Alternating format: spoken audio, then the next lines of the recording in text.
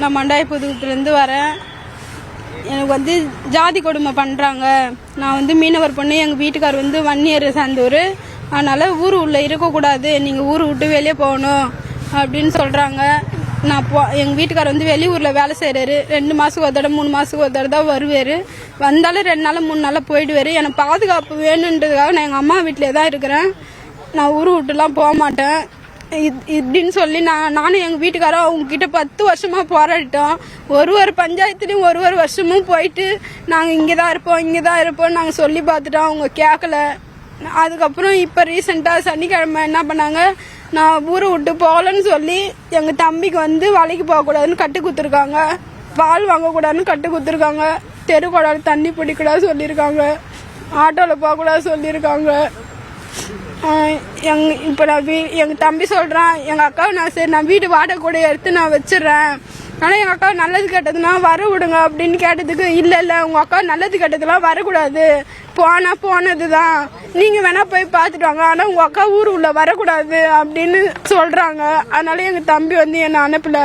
உன்னை வந்து நல்லது கெட்டதுன்னா வர வேணா சொல்கிறாங்க. நான் அனுப்ப மாட்டேன், நீ இங்கே தான் இரு அப்படின்ட்டு எங்கள் தம்பி சொல்லிட்டான். இவங்க வந்து என்ன சொல்கிறாங்கன்னா, 13 பொண்ணு வந்து ஓடினது உன்னாலதான் அப்படின்னு எல்லாம் பழியும் தூக்கி என் மேலே போடுறாங்க. நான் எப்படி காரணமானேன்னு எனக்கே தெரியல.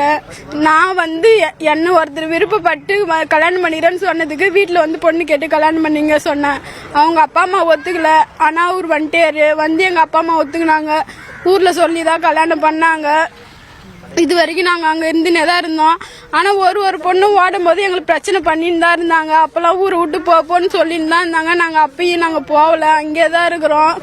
இப்போ வந்து ரொம்ப பிரச்சனை அதிகமாக பண்ணுறாங்க. அதனால தான் நான் இப்போ கம்ப்ளைண்ட் கொடுக்க இங்கே வந்திருக்கேன். எனக்கு ஒரு தீர்வு கிடைக்கணும்.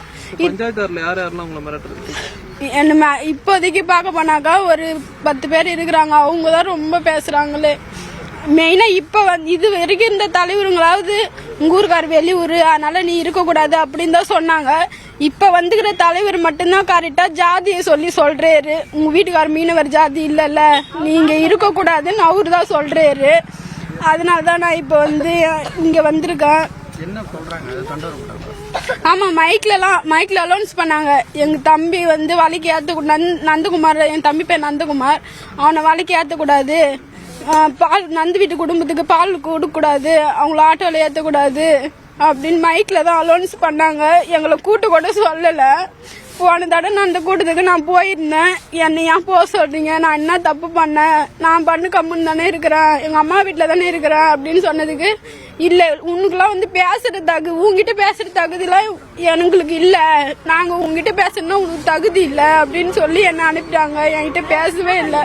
என் தரப்பு கோரிக்கை கூட அவங்க கேட்கல. நாங்களாம் பேசுகிற ஆள் நீ கிடையாது அப்படின்னு சொல்லிட்டாங்க. வேற யாருன்னா வச்சு நாங்கள் பேசினாக்கா அவங்கள வச்சுலாம் நீ பேசாத, உன் கதையை மட்டும் நீ பேசு அப்படின்னு சொல்கிறாங்க. இந்த ஊரே தெரியாதவங்களாம் வந்து இந்த ஊரில் இருக்கும்போது நான் ஏன் இருக்கக்கூடாதுன்னு நான் கேட்குறேன். இப்போ தேனிலேருந்து வந்து ஒருத்தவங்க வீடு வாடகை இருக்கிறாங்க இத்தனை வருஷமும், அவங்கள ஒன்றுமே கேட்கல. ஆனால் என்னை மட்டும் போக சொல்கிறாங்க. வீடு வாடகை இருக்கக்கூடாதுன்னு என்னையும் சொல்லியிருக்காங்க. ஒரே நைட்டில் வீடு காலி பண்ணி ரோட்லலாம் இருந்திருக்கேன் நான் 2 நாள். அதுக்கப்புறம் தான் எங்கள் அம்மா வீட்டு மேலே கொட்டா போட்டுன்னு நான் இருக்க ஆரம்பித்தேன். அதுக்கப்புறம் வந்து அந்த தேனியிலேருந்து வந்து வீடு வாடகை இருக்கிற சொல்கிறவங்க வந்து அந்த வீடு வாடகை விட்டுக்கிறவர் வந்து ஊரில் பெரிய ஆள், அதனால அவங்கள பற்றி பேச மாட்டுறாங்க. அவங்க எங்களுக்கு வந்து கேட்கறதுக்கும் சொந்தக்கார சப்போர்ட்டும் இல்லை, யாரும் சப்போர்ட் பண்ணவும் மாட்டாங்க அந்த ஊரில். அதனால எங்களையே கூப்பிட்டு அசிங்கப்படுத்துறாங்க. எங்கள் சித்தப்பா பொண்ணு ஒன்று ஆந்திராவிலேருந்து கல்யாணம் பண்ணி வந்தது. ஆனால் அவங்க மருமகனை பற்றி இது வரைக்கும் எதுவுமே பேசுனது கிடையாது, கேட்டதும் கிடையாது. எங்கள் வீட்டுக்கார மட்டும்தான் அடிக்கடி கூப்பிடுவாங்க. ரொம்ப கஷ்டமாக இருக்குது. என்னை இன்னும் மீனவர் கம்யூனிட்டியில் சேர்க்காம தான் இருக்கிறாங்க. என் பசங்களையாவது சேர்க்கணும். ஆனால் என் பசங்க நான் என்னோட கம்யூனிட்டி போட்டு தான் நான் ஜாதி சான்றிதழ் வாங்கியிருக்கேன். என்ன சேர்க்கறதுனால பரவாயில்ல, ஆனால் என் பசங்க வந்ததுக்கு அப்புறம் கண்டிப்பாக சேர்க்கணும். எங்கள் வீட்டுக்காரர் சொல்கிற மாதிரி வெளியூருன்னு சொல்லிட்டு என் பசங்களை சொல்லக்கூடாது. வருஷம் 9 பேர் எங்கள் ஊரில் தேர்ந்தெடுத்து வைப்பாங்க. நான் கல்யாணம் பண்ணதுலேருந்து வருஷத்துக்கு ஒரு தரம் இவங்க கூட்டு கேட்பாங்க, ஏன் உன் பொண்ணை இங்கே வச்சுக்கிறேன், ஏன் உன் பொண்ணை இங்கே வச்சுக்கிறேன்னு. என் பொண்ணை வீட்டாட மாதிரி மனம் வந்தேன்னு நான் வச்சுருக்குறேன் ஆன்ட்டு சொன்னேன்.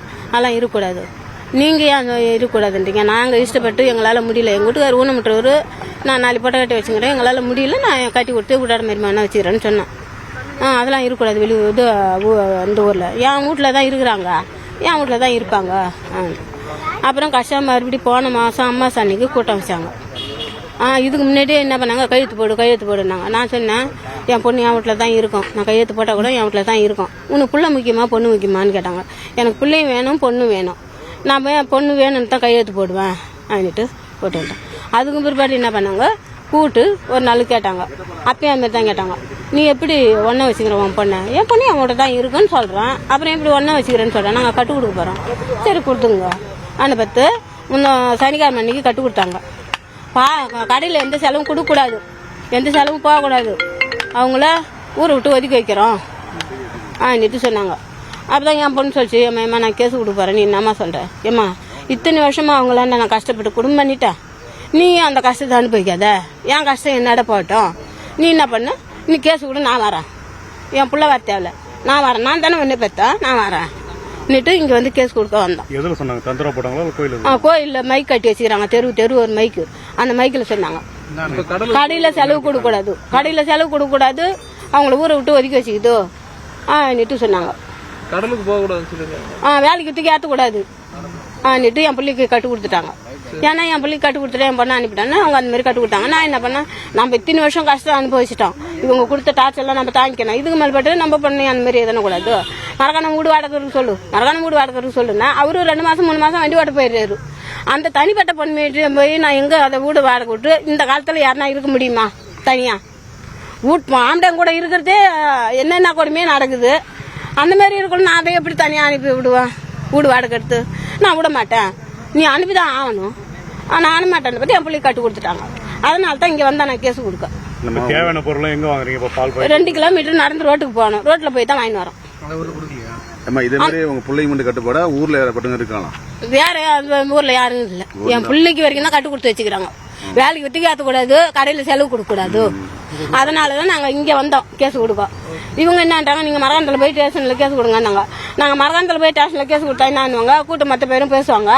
அப்புறம் அவங்கள கூப்பிடுவாங்க ஸ்டேஷன்ல, கூட்டம் இந்த மாதிரி இவங்க கேஸ் கொடுக்குறான்னு சொல்லுவாங்க. அவங்க என்ன சொல்லுவாங்க, அவங்க கேஸ் எல்லாம் நீங்க எடுத்துக்காதீங்க, அவங்க அப்படித்தான் சொல்லுவாங்க அப்படின்னு சொல்லிடுவாங்க. அதுக்கு தான் நான் இங்க வந்தேன்.